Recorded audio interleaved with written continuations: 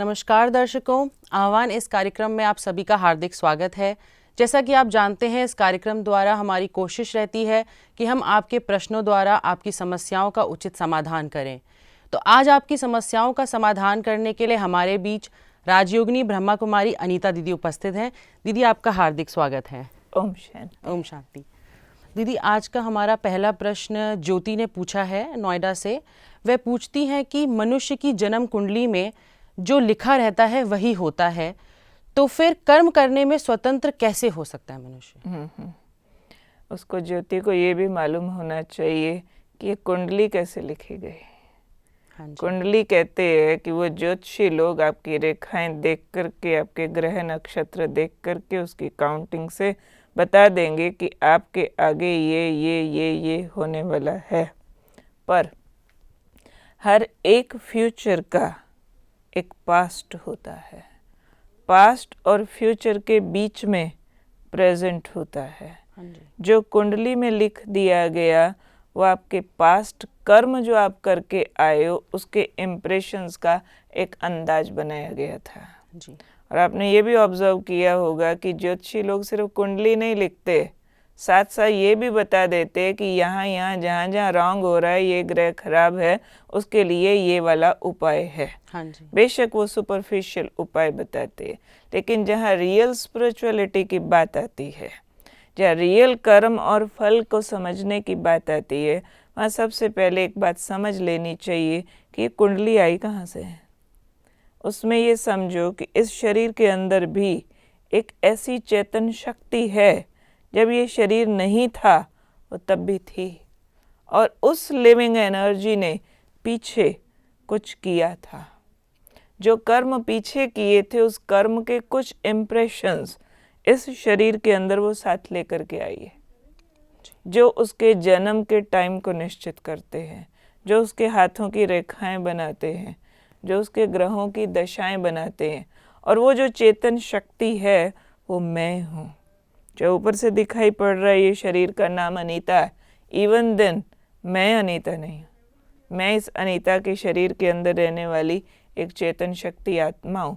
पीछे वाले किसी शरीर में थी, हो सकता है 90 साल की बुढ़िया मरी हो और उसका नाम राम देवी हो, और उस जन्म के अंदर मैंने ना मालूम कितने के साथ ठगी किया हो, ना मालूम कितनों को दुख दिया हो, और जितनों के साथ किया है वो सारे के सारे भी रूप रंग बदल करके अगले शरीरों में पहुंचे हुए हैं। और फिर वो मेरे ऑरा के अंदर, मेरे जन्म के समय के अंदर, और ये सारी कैलकुलेशन के अंदर आ जाएगा कि कहाँ कहाँ तुम्हें क्या मिलने वाला है। ये भी एक तरह का मैथमेटिक्स है। तो वो जो मैंने किया वही मेरा भाग्य या मेरा फ्यूचर बन करके आगे आता है। पर फिर एक बात कहती हूँ कि वो जो बहन ने पूछा कि अगर जो कुंडली में लिखा गया है वही मिलने वाला है, तो प्रेजेंट कर्म का क्या महत्व है? बहुत महत्व है। प्रेजेंट कर्म की ताकत से आप अपने कुंडली में लिखे गए फ्यूचर को चेंज कर सकते हो। चेंज कर सकते हैं। एग्जैक्टली कर सकते हैं, क्योंकि वो तो पीछे का एक धक्का लगाया गया है। अगर आप उसी फ्लो में चलते रहे जो आपका पहले वाला वे ऑफ थिंकिंग है, आपके एटीट्यूड्स हैं, आपके स्टाइल्स हैं, आपके रूटीन्स हैं, अगर आपने सेम रखे तो फिर तो कोई चांस नहीं है आप अपने भाग्य को चेंज कर सको। लेकिन अगर आपने अपने सोचने, देखने, करने का तरीका बदल दिया जी, तो सब कुछ चेंज हो सकता है। जैसे सिकंदर ने देखा उसकी रेखाएं ठीक नहीं, उसने अपनी रेखाएं मिटा डाली, ब्लेड से छील दिया हाथ को, फिर खुद रेखाएं बनाई। तो हमारा कर्म ही हमारा भाग्य बनाता है। तो अगर हम अपने कर्म के तरीके को बदल लें तो हमारी रेखाएं भी चेंज हो सकती है। तो दीदी, जो कुंडली में जैसे पंडित हमें जो लिख के देते हैं, तो वो कहीं ना कहीं एक्यूरेट है, क्योंकि वो मैथमेटिकल साइंस है। जब हम जिस वक्त पैदा हुए हैं और जैसे ग्रह नक्षत्र हैं और जो हमारे कर्म हैं उसी हिसाब से होते हैं। तो कुंडली का बताया हुआ जो होता है, एक्यूरेट शब्द हम यहाँ यूज इसलिए नहीं कर सकते कि सब बताने वाले एक जैसे नहीं होते। ये एक ऐसी साइंस है, ये एक ऐसा मैथमेटिक्स है जो सबकी पकड़ में नहीं आता है। जी। और जिनकी पकड़ में आ सकता है वो लोग इस दुनिया में बहुत कम रह गए हैं। और फिर अगर समझो आज किसी भी विद्वान ने मुझे बता दिया कि इतने साल की आयु में ये होने वाला, वो होने वाला, वो होने वाला, सारा बता दिया, और मैंने यहाँ विश्वास रख के उसको फिट इन कर दिया, तो वो चीज़ मेरे सबकॉन्शियस माइंड में चली गई और मैं जी रही हूँ ये सोच करके कि इस टाइम ये होने वाला है। तो होने वाला था या नहीं, मेरी सोच मेरे से कई किलोमीटर पहले जा कर के उसको क्रिएट कर देगी। तो हमें किस हद तक रिलाई करना चाहिए कुंडली पे? मानना चाहिए या नहीं मानना चाहिए? बिल्कुल नहीं मानना चाहिए। बिल्कुल नहीं मानना चाहिए। क्यों? आपके कर्म में आपके भाग्य को चेंज करने की ताकत है, इसलिए ज़्यादा समझदारी इसी में है कि इन बातों में न जाया जाए। जी, तो दीदी कभी कभी क्या होता है, जैसे अब हमें कुंडली पता चल चुकी है कि अब हमारे पे राहु है, शनि है, और हमें अच्छा करियर नहीं सेटल होगा, या हमारी अच्छी तरह से मैरिज नहीं हो पाएगी, या डिवोर्स हो जाएगा, अब वो माइंड में कहीं ना कहीं तो सबकॉन्शियसली बैठ चुका है। तो कर्म करने के लिए भी कोशिश करते हैं लोग बाग, चाहे वो पूजाओं से कोशिश करते हैं, चाहे वैसे भी करते हैं, बट असफलता ही हासिल होती है। कर्म का कभी कभी फल नहीं मिलता है। तो ये कैसे कैलकुलेट करें, कर्म का फल अब मिलेगा, कब मिलेगा, किस तरीके से इस चीज़ का अंदाज़ा लगाया जा सकता है? ग्रहों में सबसे मुख्य ग्रह गुरु ग्रह माना जाता है, बृहस्पति ग्रह। वो अगर किसी का अच्छा है तो बाकी ग्रहों का प्रभाव कम होने लगता है, शांत होने लगता है। ऐसे ही मेडिटेशन में हम मानते हैं कि परमात्मा शक्ति का प्रभाव गुरु ग्रह का प्रभाव है। तो अपने मन को जो परमात्मा शक्ति की तरफ मोड़ लेता है और उनके साथ अपने आप को कनेक्ट करता है, तो इन ग्रहों के प्रभाव को भी शांत किया जा सकता है। दूसरी बात हमें ये मान लेना चाहिए, आज अगर ये बिगड़े हैं ग्रह, उसका भी कारण मैं ही हूँ। तो सुधारने का कारण कौन होगा? मैं ही, मुझे ही बनना पड़ेगा। नो अदर ऑप्शन ना। अगर असफलता हाथ में आ रही है तो कुछ अगर हमने अपना बैंक बैलेंस जो कमाया था वो खा लिया, तो कुछ टाइम तो गरीबी भोगनी पड़ेगी, लेकिन फिर मेहनत करके दोबारा कमाओ तो दोबारा खड़े हो जाएंगे। जो हो रहा है उसको माइंड नहीं करो, आगे वाला ठीक करो। तो अगर हम लाइफ में टफ कंडीशन से गुजर रहे हैं तो हमें स्पिरिचुअली इंक्लाइंड होना चाहिए ताकि हम उससे फाइट बैक कर सकें। राइट, अदर ऑप्शन ही नहीं, ऑप्शन ही नहीं है। कभी भी आप वीक पड़े तो स्पिरिचुअलिटी ही है कि जो आपको अपलिफ्ट कर सकती है, अपलिफ्ट कर सकती है। और स्पिरिचुअलिटी डजंट मीन कि कुछ रटना जपना या पूजा पाठ करने लग गए या आप दुनियादारी को छोड़ करके चल पड़े। It's also a way of thinking. तो दीदी ज़रा सा स्पिरिचुअलिटी को आप डिफाइन कर दीजिए हमारे लिए, कि हमारे व्यूअर्स समझ पाएँ कि किस तरह स्पिरिचुअल होने का मतलब क्या है। स्पिरिचुअलिटी, ये जो टर्म बनी है, it's related with spirit only. Spirit is spirituality, यानी जो आत्मा से संबंधित बात आपको बता सके। जो शारीरिक प्रभाव आ रहे हैं उसका कारण भी इसके अंदर छिपी हुई जो एक लिविंग एनर्जी है, उसका इम्प्रेशन इसके ऊपर आता है। इसलिए आध्यात्मिकता शब्द भी यही कहता है कि आत्मिक ज्ञान से संबंधित है। तो आध्यात्मिकता धर्म नहीं है, आध्यात्मिकता कोई पूजा पाठ नहीं है, आध्यात्मिकता कोई कर्म छोड़ करके तीर्थ यात्रा करने जाने का नाम नहीं है। आध्यात्मिकता सिर्फ कोई गरीबों को रोटी खिला दो, किसको कपड़ा दे दो, उसको नहीं कहते हैं। लेकिन अपने मन और बुद्धि को इस संसार के, नेचर के और कर्म के जो फाइनल ट्रुथ्स है उस पर अपने मन बुद्धि को टिका करके कर्म करो। It's also an science. क्योंकि साइंस क्या कहती है? साइंस कहती है 2 दूनी 4 होता है ना, तो लॉजिकल। ऐसे ही आध्यात्मिकता भी हर एक चीज़ में जो परम सत्य है उसको मानने का ही दूसरा नाम है कि अगर आप बुरा करेंगे तो बुरा मिलेगा, भला करेंगे तो भला मिलेगा। अब इस चीज़ को हमने लेबोरेटरी में जा कर के एक्सपेरिमेंट करना है, तो लोग कहेंगे मैंने इसके साथ भला किया था, हो गया बुरा। ये कहाँ की साइंस हुई? हाँ, क्योंकि हमें पिछले जन्म का तो याद ही नहीं है। इस जन्म का भी भले हम दावे के साथ कहते हैं कि मैंने आपके साथ इतने टाइम तक भला किया, ये किया, ये किया, ये किया, पर आपने तो दूसरों के आगे जा कर के मेरे को क्रिटिसाइज कर दिया, आपने मेरा नाम बदनाम कर दिया और फिर आप तो मेरा बुरा कर रहे हैं। लेकिन जैसे हर एक चीज़ साइंस में भी आँखों से दिखती नहीं है, बहुत सारी चीज़ों के लिए माइक्रोस्कोप लगाना पड़ता है, बहुत सारी चीज़ों के लिए आपको लंबा टाइम एक्सपेरिमेंट्स करने पड़ते हैं, सटल लेवल पर होती है वो भी। ऐसे ये चीज़ें भी सटल लेवल पर है। आज जिसका मैं भला कर रही हूँ वो बहुत सुपरफिशियल भी हो सकता है। भले में मैंने क्या किया, उसको पैसा दिया, भले में मैंने क्या किया, उससे अटैचमेंट रखा, और अटैचमेंट में मैंने क्या किया, मैं आपके बिना रह नहीं सकती हूँ। आपके बिना अगर मैं नहीं रह सकती हूँ तो आप भी ऐसे होने चाहिए कि आप मेरे बिना ना रह सको।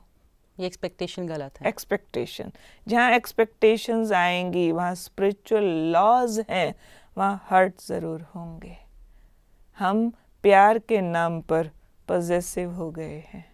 हम प्यार के नाम पर दूसरों को अपनी मुट्ठी में रखने चाहते हैं कि जैसा मैं आपके लिए चाहती हूँ आप वैसा करो, उस हद तक प्यार करें। और जैसा मैं चाहती हूँ, जिस बात में आपका भला मुझे लगता है, आपको वही करना चाहिए।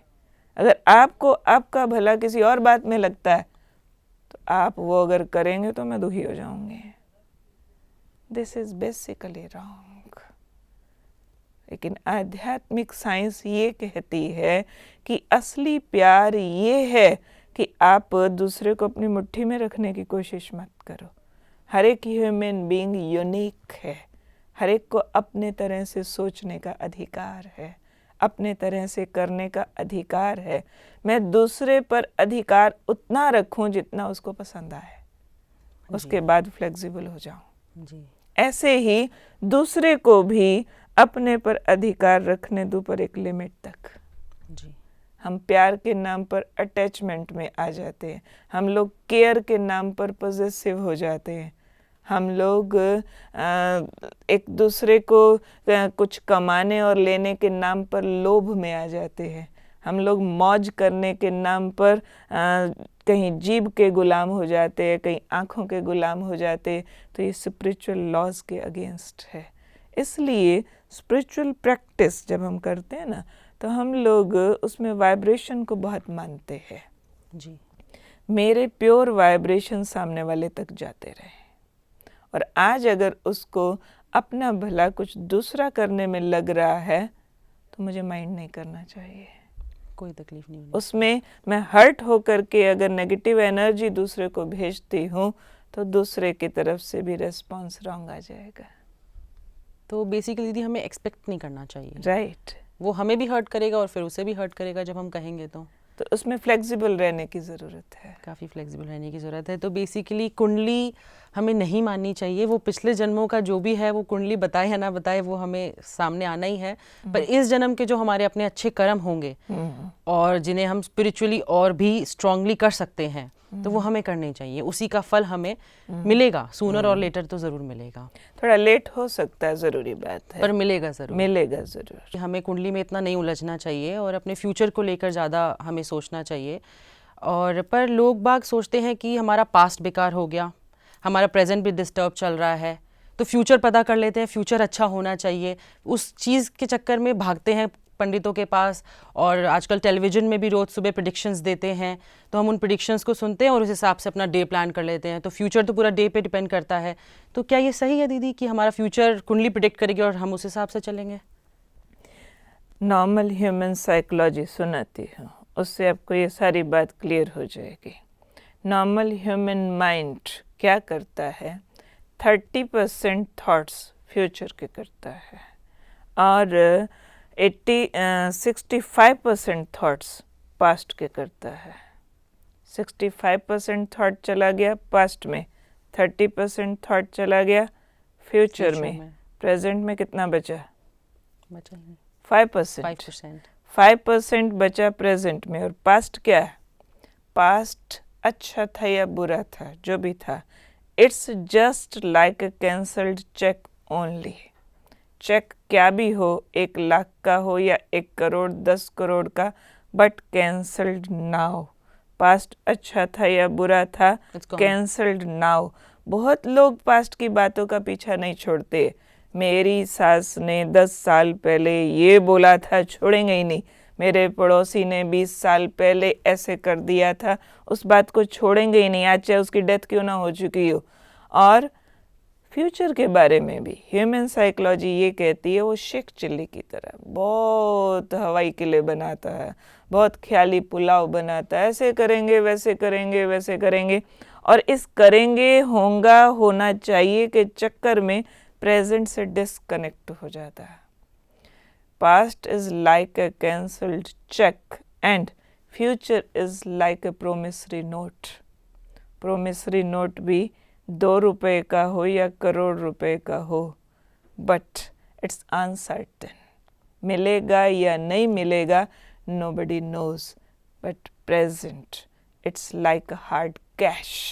हार्ड कैश 2 रुपया हो, 100 रुपया हो, करोड़ रुपया हो, पर आप मालिक है, आपके हाथ में है, आपके हाथ में है। तो जो आपके हाथ में है उसको बेस्ट यूज़ करें तो फ्यूचर भी आपका इंश्योर हो जाएगा। ये वो लोग हैं जो फ्यूचर जानने के लिए कुंडलियों के पास जाते हैं जिनको कर्म पर विश्वास नहीं है, जिनको शायद ये कहीं धोखा हो गया है कि बिना कर्म के भगवान जी रेडीमेड भाग्य लिख देता है, या ये वो लोग हैं जो कर्म किए बिना भाग्य चाहते हैं, कर्महीन नर हो गया है। इसलिए रामायण में लिखा है, कर्महीन जो लोग होते हैं उनको कुछ प्राप्त नहीं होता है। सकल पदार्थ है जग माही, कर्महीन नर पावत नाही। कितनी भी कुंडलियां देख लें, खाली फ्यूचर देख लेने से भी कुछ होने वाला नहीं है, उसके लिए भी मुझे आज तैयारी करने की ज़रूरत है। अनसर्टेनिटी इनसिक्योरिटी पैदा करती है, इसलिए हर मानव के लिए आज पीस ऑफ माइंड से सबके लिए हम ये संदेश देते हैं कि यकीन रख करके, अच्छा मान करके हर एक अगर चल पड़े कि जो होगा अच्छा होगा, 100% अगर कोई विश्वास रख करके चल पड़े तो 100% अच्छा ही होने वाला है। जैसे गीता में कहा है, जो हो चुका वो अच्छा, जो हो रहा वो अच्छा, फिर जो होगा वो अच्छा। पहले जो हो चुका उसको अच्छा मानना पड़ेगा, क्योंकि गीता भी ये जानती है, गीता में कहने वाला भी ये जानता है कि जो हो चुका सबका वो सब कुछ अच्छा नहीं होता, जो हो रहा वो भी सब कुछ अच्छा होने वाला नहीं है। फिर भी गीता कह रही है जो हो चुका वो अच्छा था नहीं, पर उसमें से अच्छा निकाल लो। Take some best from the past and use it right now. बुरा छोड़ दो, अच्छा ले लो, अपना फिल्टर ठीक रखो। अगर उसमें से आप अच्छा याद करेंगे तो उस अच्छे की एनर्जी आपके प्रेजेंट को अच्छा बनाने में आपको हिम्मत देगी। प्रेजेंट में भी सबका सब कुछ अच्छा नहीं होता है, फिर भी गीता कहती है जो हो रहा अच्छा, उसमें कोई गरीब भी है, किसी पर अत्याचार भी हो रहा है, किसी को बीमारी भी आ रही है, और कई तरह के नुकसान भी हो रहे हैं, युद्ध भी हो रहे हैं, फिर भी मान लो अच्छा। अगर ये अच्छा मानने की हिम्मत किसी के अंदर आ जाए, उसका फ्यूचर सर्टेनली अच्छा, 100% अच्छा होगा। और एक बात एडिशनल इसमें और कहती हूँ कि आज के इस संसार में सब कुछ अच्छा किसी के साथ हो सकता नहीं है, ये फाइनल ट्रुथ है। हम लोग कलयुग में जी रहे हैं, तो इसमें दुख, प्रॉब्लम्स, अपोजिशन फोर्स आएगा, लेकिन मेरे लिए अच्छा कब होने वाला है? जब मैं अपने अंदर की अंडरस्टैंडिंग को इतना पॉजिटिव कर लूँ कि बुरे का भी बुरा न मानूं, तो सब कुछ बुरा होने के बाद भी मेरी फीलिंग्स अगर अच्छी हैं, सब अच्छा दिखेगा और बुरा भी अच्छे में बदल जाएगा और मेरे कहानी बनाने के लिए कुछ मैटर होगा। अगर जिसके साथ सब कुछ ठीक हो रहा है, उसकी तो कोई स्टोरी बुक ही नहीं बनती है। हाँ, लाइफ में अप्स एंड डाउन्स होनी चाहिए, इट शुड बी एडवेंचरस। जिनके साथ भी कुछ हुआ है ऐसा, उन्हीं की तो कहानी बनी है। और मैंने देखा है दीदी, जिनके साथ बुरा होता है वो ही ज़्यादा स्ट्रांग होते हैं, राइट। फाइट बैक करने वाला ही स्ट्रांग ज़्यादा होता है, और ज्ञान भी आपको तभी मिलता है। बुरा होता है, आपको रियल पिक्चर दिखती है दुनिया की, आपके साथ जो तब अच्छे थे अच्छे समय में उनकी रियल फोटो आपके सामने आती है, तभी आपको रियलिटी लाइफ की पता चलती है, और उसी टाइम पे स्पिरिचुअली आपको, अगर आप इंक्लाइन हैं, तो वो आपको स्ट्रेंथ मिलती है। राइट है। जब तक किसी को भूख का कष्ट मालूम नहीं है, उसको भोजन का ठीक स्वाद आता नहीं है। हाँ जी। किसी को थोड़े अभाव का अनुभव नहीं है, तो उसको धन की ठीक वैल्यू आती नहीं आती है। जैसे वो एक देश की रानी थी, तो उसने कब अभाव कब गरीबी देखा ही नहीं। उसको मैसेज दिया उसके कुछ मंत्रियों ने आकर के, महारानी जी देश में अकाल पड़ गया, people even don't have bread to eat. तो उसको मालूम नहीं था ये कैसी स्थिति होती है, people even don't have bread to eat. कहती लेट देम ईट केक्स, रोटी नहीं है खाने को तो केक खाए ना, क्योंकि उसको मालूम नहीं भूख और अभाव क्या होता है। तो जाकी ना फटे कभी बवाई, वो क्या जाने पीर पर आई। तो जिसके अंदर एक पेन की फीलिंग है, वो दूसरे के लिए हमदर्द हो सकता है, वो दूसरे के दुख दूर कर सकता है। हम लोग बहुत सेंसिटिव हो गए। हम एक ऐसी अपनी तैयारी करना चाहते हैं जहाँ हमें बिना किए सब कुछ अच्छा अच्छा मिलता जाए। तो इसलिए जो भी भाग्यवादी होकर के फ्यूचर जानना चाहते हैं, वो प्रेजेंट की अच्छी तैयारी कर लें और यकीन रखें कि फ्यूचर अच्छा होने वाला है। पर दीदी जैसे जो इस सुबह के टाइम टेलीविज़न पे प्रेडिक्शंस जो देते हैं, हम उसको पॉजिटिव भी ले सकते हैं, we can take it as a caution कि हमें उन्होंने गाइड कर दिया है कि आपके साथ आज ये हो सकता है, तो बेटर है आप और पॉजिटिव चलें। So we can take that also very positively कि हम उस चीज़ को भी ये क्यों समझें कि ऐसा होएगा। अगर होगा भी तो be ready for that, prepare yourself, and आप एस्केप कर सकते हैं उस सिचुएशन से। फिर तो उस चीज़ को भी हम पॉजिटिव ले सकते हैं, उसमें कोई बुराई नहीं है। जो लोग उसमें जाते भी हैं तो एक फिल्टर लगा करके जाए। ये नहीं बता दिया आज आपके साथ ये खराब होने वाला है तो उसको सिर पे लगा करके बैठ जाए, हाय खराब हो जाएगा, ये हो जाएगा, वो हो जाएगा। बहुत बार ऐसा होता है कि वो बात सब पर लागू नहीं भी होती है, जनरलाइज बात होती है। आपके कई कारण ऐसे हैं जिसमें आप उससे बच भी सकते हैं, उससे बाहर निकल भी सकते हैं। कुल मिला करके ये समझना चाहिए कि मेरा भाग्य मेरे कर्म में है, सब मेरे हाथ में है, सब मेरे हाथ में है। मैं मास्टर हूँ, जैसा चाहूँ अपनी लकीरों को बदल लूँ। If you want you can. सिर्फ डिटर्मिनेशन चाहिए, अंदर एक हौसला चाहिए, एक बहादुरी चाहिए। भाग्यहीन लोग तो वो होते हैं जो अंदर से कायर हैं।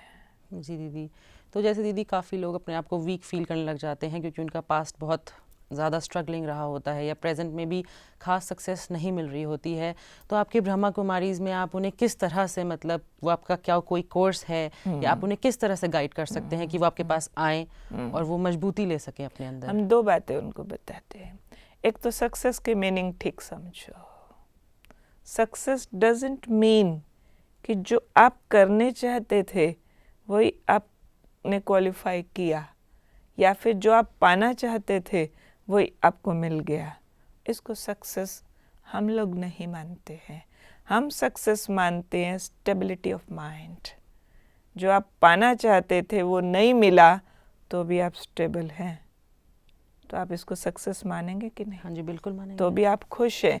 कई लोग हमारे पास आते हैं, हम अपने सेंटर्स पे रहते हैं तो वैरायटी तरह के लोग आते हैं। तो कुछ लोग ऐसे भी होते हैं जो आकर के हमारे से पूछते, दीदी हमारा ये काम हो जाएगा, हम आपका मेडिटेशन ज्वाइन करें, हम आपका चेला बने, या फिर जो भी आपका चढ़ावा या फीस हो हम यहाँ पे आकर के आपको दे देवे तो हमारा ये काम हो जाएगा। हम उनको कह देते हैं कोई गारंटी नहीं है।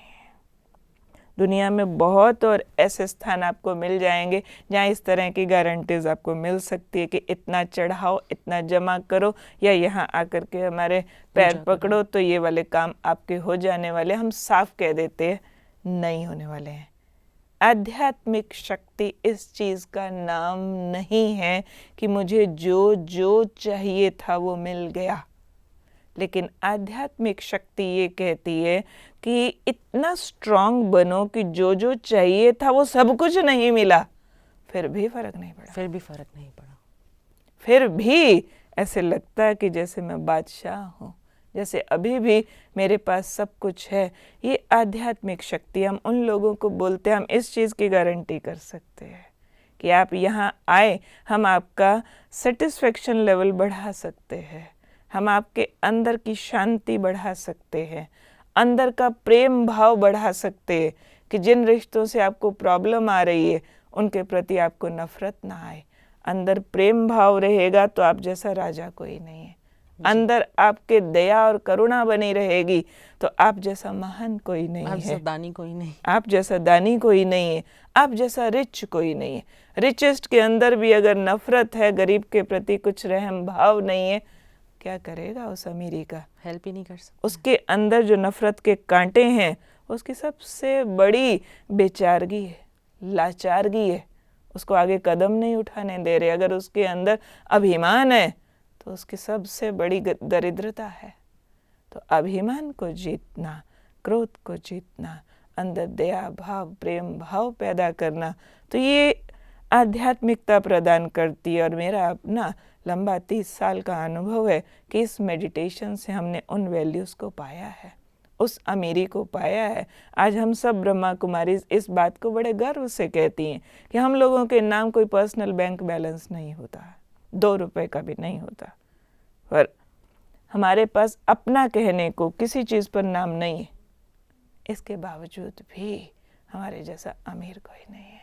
तो दीदी, जैसे आपने बताया कि हमारा अपना, आपके ब्रह्मा कुमारीज में ये बताते हैं कि अगर फेलियर्स भी हो जाएं और अगर हम तब भी सोचें कि हम विनर हैं, वो सबसे बड़ी अचीवमेंट है हमारे लाइफ की। तब कुंडली मुंडली सब बहुत पीछे की बातें रह जाती हैं। और इससे बड़ी बात क्या हो सकती है कि लाइफ में कोई प्रॉब्लम आए, कितनी बड़ी चैलेंज आ जाए, अगर हम उसको विन करना यही समझें कि हमारे को कुछ नहीं भी मिला तभी हमें सब कुछ मिल गया है, और ये हम स्पिरिचुअलिटी से ही ले सकते हैं।